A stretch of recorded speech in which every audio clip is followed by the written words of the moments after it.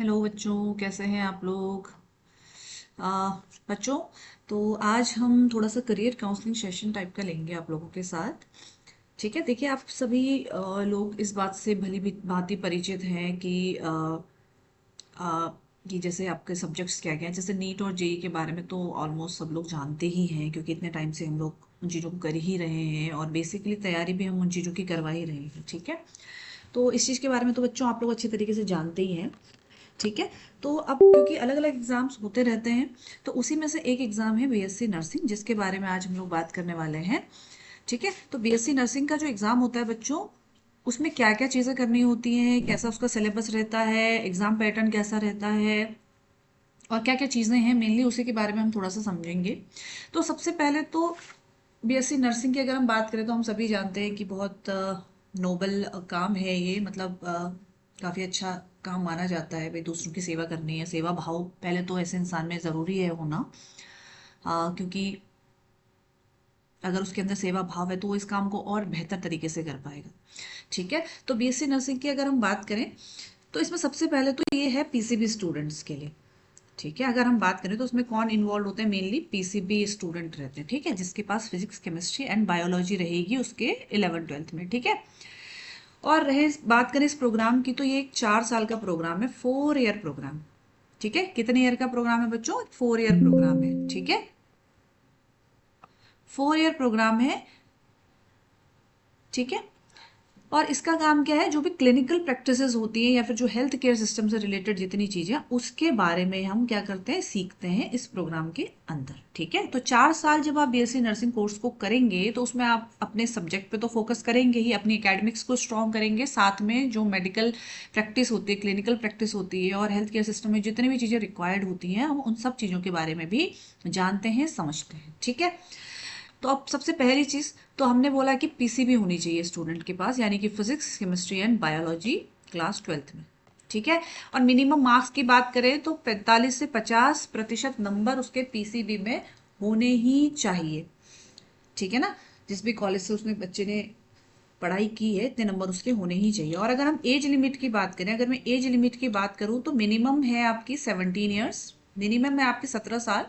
वैसे कहीं पर क्या होता है कि मैक्सिमम कोई लिमिट नहीं होती, और कहीं कहीं बहुत सारे कॉलेजेस में जो मैक्सिमम लिमिट है वो है आपकी 35 ईयर्स। ठीक है, बहुत सारे कॉलेजेस में। ठीक है, और अब अगर हम इसके एंट्रेंस एग्जाम की बात करें तो एंट्रेंस एग्जाम या तो आप नीट के थ्रू जा सकते हैं, ठीक है, बीएससी नर्सिंग में, या फिर जो एम्स का नर्सिंग होता है, स्टेट लेवल नर्सिंग एग्जाम्स भी होते हैं। यानी कि क्या होता है, जो स्टेट की अपनी यूनिवर्सिटीज होती हैं वो भी अपने एग्जाम्स कंडक्ट करवाती हैं। ठीक है, तो इन सभी एग्जाम्स के थ्रू आप क्या कर सकते हैं, बीएससी नर्सिंग में एडमिशन ले सकते हैं। ठीक है, अब क्योंकि 4 साल का प्रोग्राम है भाई, अभी हमने कहा कि बीएससी नर्सिंग कितने साल का प्रोग्राम है, 4 ईयर का प्रोग्राम है। कितने ईयर का प्रोग्राम है बच्चों, 4 ईयर का प्रोग्राम है। इसमें ईयर 1 में बेसिक्स पे फोकस किया जाता है। तो ईयर 1 में हम जो मेन चीज़ें पढ़ेंगे वो है आपकी anatomy and physiology, biochemistry, nursing foundation, sociology, nutrition dietitian और फिजियोलॉजी, इंग्लिश। तो ये कुछ चीज़ें हैं जो हमारा जो ईयर 1 रहेगा बीएससी नर्सिंग का, जो फर्स्ट ईयर रहेगा,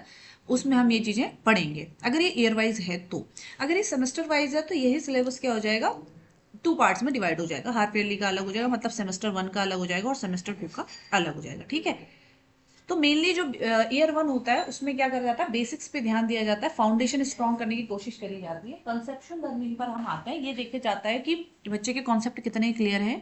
ठीक है, उनको क्लियर करने की कोशिश करी जाती है। ठीक है बच्चों, ठीक है, अब अगर हम ईयर 2 की बात करें तो ईयर 2 में क्या होता है, ईयर 2 में जो सब्जेक्ट हैं अब थोड़ा सा एडवांस लेवल पे जाएंगे। जैसे जैसे हमारा ईयर बढ़ता जाएगा थोड़े सा सब्जेक्ट भी चेंज होते चले जाएंगे, मतलब कि एडवांस आ जाएगा। अभी जैसे इसमें माइक्रोबायोलॉजी आ जाएगी, pathology and genetics, pharmacology, professionalism, ethics and bio ethics, फिर मेडिकल सर्जिकल नर्सिंग, ये सारी चीज़ें आपके सेकेंड ईयर के सिलेबस में इंक्लूड रहेंगी।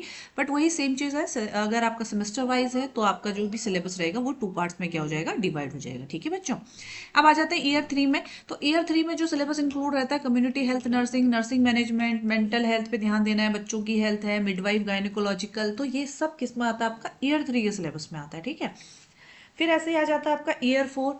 ईयर 4 में भी क्या है आपका, कौन कौन सी चीज़ें इंक्लूडेड है, कम्युनिटी हेल्थ नर्सिंग है, नर्सिंग रिसर्च है, midwifery and gynaecology, internship, practical training, ये सब चीज़ें आ जाती हैं आपकी 4th ईयर के सिलेबस में। ठीक है, तो ये तो हो गए सिलेबस की बात कि भाई कितना सिलेबस है, कितनी चीज़ें आपको टोटल 4 साल में बीएससी नर्सिंग के दौरान आपको पढ़नी पड़ेंगी। ठीक है, ठीक है, ठीक है ना।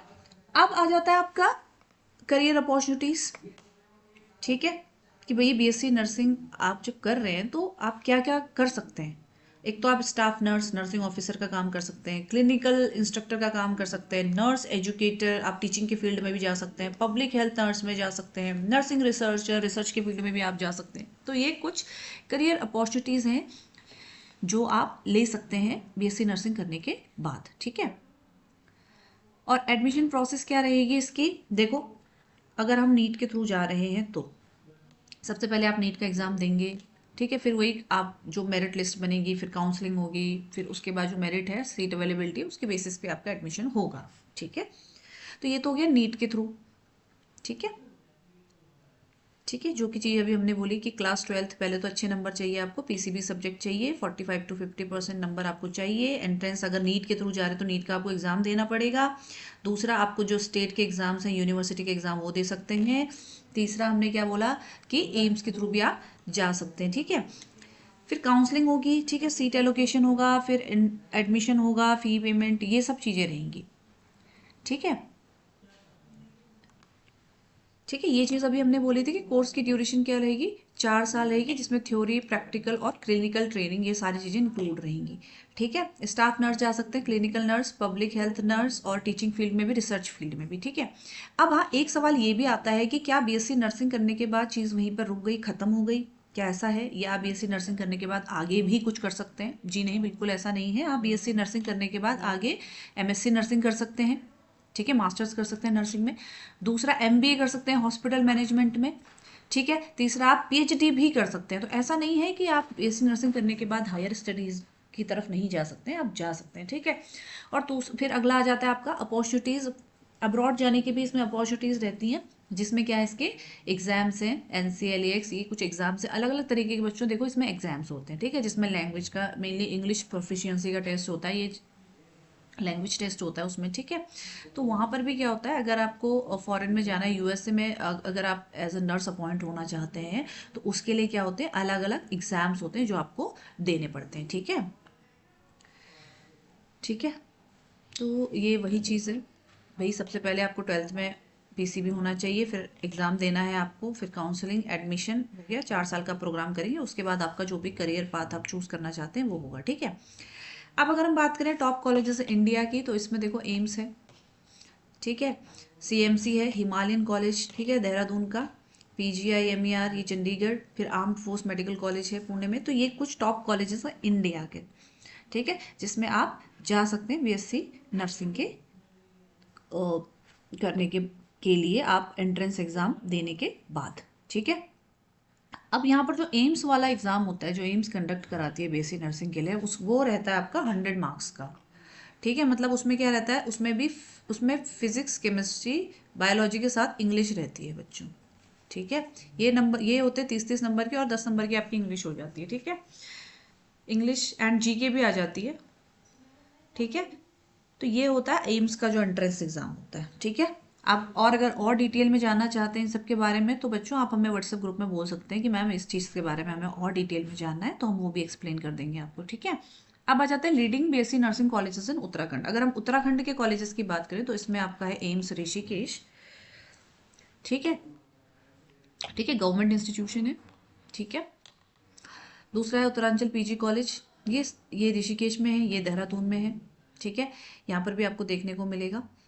ठीक है, फिर combined PG institute of medical science, ये भी आपको देखने को मिल जाएगा, ये प्राइवेट इंस्टीट्यूशन है। हिमालयन कॉलेज ऑफ नर्सिंग, ये भी देहरादून में है। बाकी बीएफआईटी, ग्राफिक एरा तो आपने बहुत नाम सुना होगा ग्राफिक एरा का। तो ये सारे कॉलेजेस हैं जो देहरादून के टॉप कॉलेजेस हैं। कुमाऊं यूनिवर्सिटी नैनीताल, गुरुकुल कांगरी विश्वविद्यालय Haridwar, quantum university, JB institute of technology, तो ये वो कॉलेजेस हैं जो बीएससी नर्सिंग वगैरह करवाते हैं। ठीक है, क्या बोलते हैं, उत्तराखंड के जो कॉलेजेस हैं। अब दूसरी एक चीज़ आ जाती है कि अगर आप गवर्नमेंट कॉलेज में लेते हैं या प्राइवेट कॉलेज में लेते हैं, ठीक है, तो क्या असर पड़ता है उसका। गवर्नमेंट कॉलेजेस में बच्चों एक तो क्या होता है कि फ़ीस कम होती है। ठीक है, कंपटीशन थोड़ा ज़्यादा है, प्लेसमेंट बेहतर मिलती है आपको, लेकिन अब गवर्नमेंट सीट निकालने के लिए आपको compete भी करना पड़ेगा अच्छे लेवल पे, ठीक है। और वहीं अगर हम प्राइवेट कॉलेज की बात करें तो फीस यहाँ पर ज़्यादा रहती है, एडमिशन आसानी से मिल जाता है, फैसिलिटीज़ भी हमें देखने को मिलती हैं, ठीक है। अब तो कहीं ना कहीं आ जाती है बात, आपकी पॉकेट पे आके भी रुकती है। अगर आपका एजुकेशन में इंटरेस्ट अच्छा है, आप चाहते हैं, पैशनेट हैं आप बीएससी नर्सिंग को लेकर, भले ही आपके पास मतलब जो आपकी फाइनेंशियल कंडीशन है बहुत अच्छी नहीं है, तो आप ट्राई कर सकते हैं गवर्नमेंट कॉलेजेस के लिए, ठीक है। अगर आप पढ़ाई में अच्छे हैं तो आपको ज़रूर यहाँ पर एडमिशन मिलेगा, ठीक है बच्चों। तो अगर आप देखेंगे इतने सारे कॉलेज में तो आप देख पाएंगे कि मोस्ट ऑफ द कॉलेजेस कहाँ पर हैं, आपके देहरादून में ही सिचुएटेड हैं, ठीक है ना। तो देहरादून एक हब की तरह काम कर रहा है नर्सिंग के फील्ड में, एजुकेशन में, ठीक है। स्किल डेवलप्ड में अगर हम बात करें तो क्लिनिकल प्रैक्टिकल स्किल डेवलप हो जाती है, पेशेंट की केयर एम्पैथी डेवलप होती है, कम्युनिकेशन स्किल भी इंसान की सुधरती है, research analytical leadership team work, ये सब चीज़ें हमें देखने को मिलती हैं, ठीक है। करियर अपॉर्चुनिटी इस पे हम पहले भी बात कर चुके हैं, ठीक है।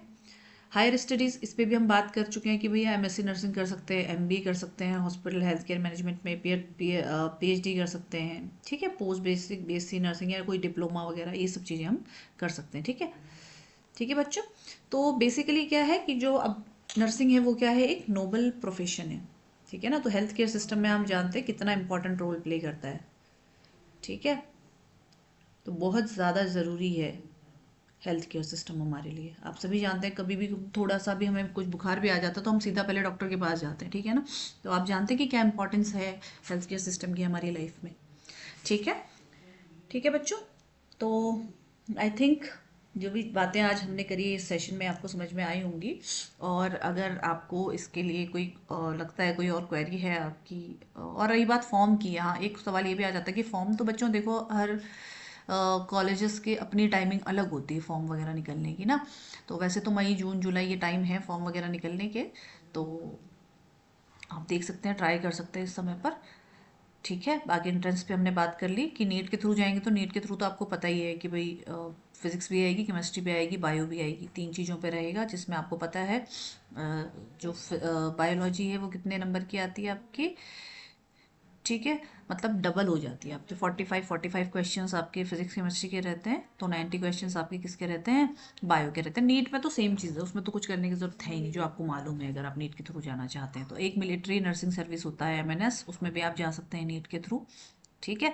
और दूसरा चीज़, अगर आप स्टेट या एम्स के थ्रू जा रहे हैं, अगर एम्स के थ्रू जा रहे हैं तो उसका पैटर्न थोड़ा अलग है। उसमें पीसीबी के अलावा उसमें क्या होता है कि 30 क्वेश्चन आते हैं तीनों सब्जेक्ट के, ठीक है। उसके अलावा उसमें इंग्लिश और जीके भी आती है, तो आप उसका पैटर्न भी देख सकते हैं, ठीक है।